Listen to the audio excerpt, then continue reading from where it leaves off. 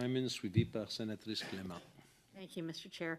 I must tell you, as a senator who lives in Edmonton and commutes to Ottawa, I have a great deal of experience transiting through each of your airports. And while, Mr. Ernst, you may not have statistics, I have plenty of anecdotal experience about being trapped in airplanes on your 2 runways because of bad weather. And you've talked about the resilience of the physical infrastructure. I want to talk a little bit about the resilience of the airport in dealing with the crises that are caused when people are trapped on airplanes, they have no way to get off, they have no access to water or food or working toilets. And it seems to me that we've seen this in airport after airport. When Vancouver came to testify to us, they talked about the lessons they learned after their snowpocalypse of 2022 and all the things they have put in place to deal with those emergency measures. And I'm wondering if each of you can tell me at your airports what you are doing to make sure that passengers who are caught by bad weather, and oftentimes it's hard to get people out of planes if there's, if there's an active lightning storm. I understand that. But at some point in Canada, we are going to have a disaster where somebody is on an airplane and goes into cardiac arrest or has a stroke or goes into labor, and we're not going to have any method to rescue people who are being held hostage by a lack of ground crew, a lack of gates, and bad weather. So can each of you tell me what your airport is doing to try and minimize the human cost of climate change for passengers?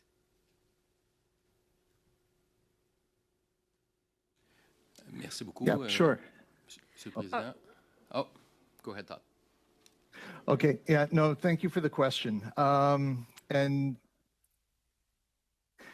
yes, after an extreme weather event, anything that's operationally impactful that causes delays, there are postmortems to assess what happened, what can be done better to prevent or alleviate the issue.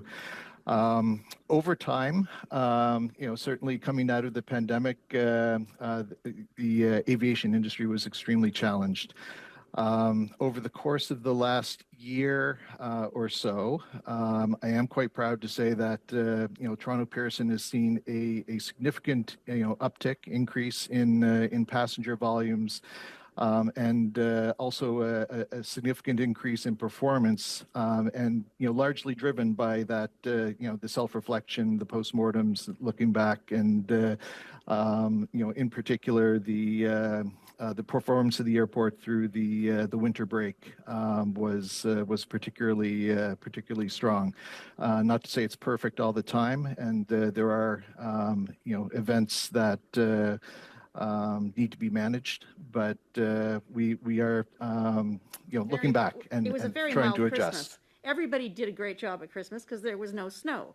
But a month ago, when there was a big snowfall in Toronto, we have colleagues who were trapped on the ground at Pearson for 4 or 5 hours and were unable to leave. And people in Ottawa, my own flight it was a Porter flight from Ottawa to Edmonton, it couldn't leave Ottawa because of all the planes that were grounded here because they couldn't get to Toronto.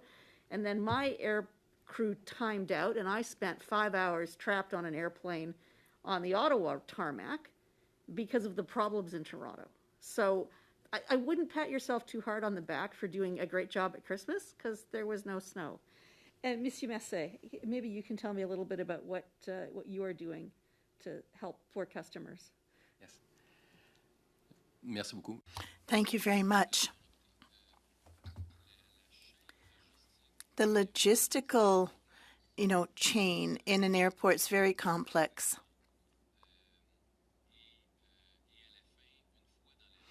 And once on the plane, the pilot is the master of the ship.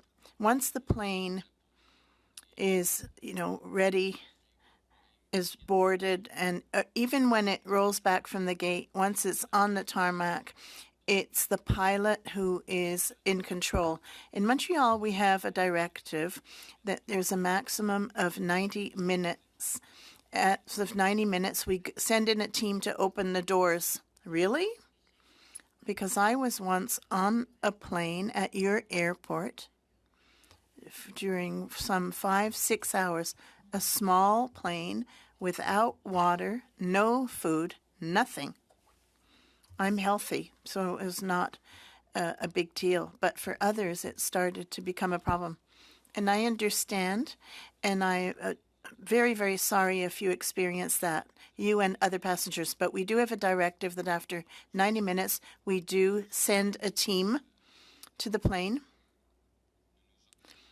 And then we take care of relations with the airline company because we think it is our role as airport authority to be able to step in, and we'll deal with consequences after with the airline. Thank you very much. Unfortunately, I can't say it will never happen again, and it's true. At Christmas time, things went smoothly because there wasn't much snow. It is complex, and I'm not putting this on the backs of the airline companies because we're all in together to, serve our customers. But in Montreal, we do have that policy.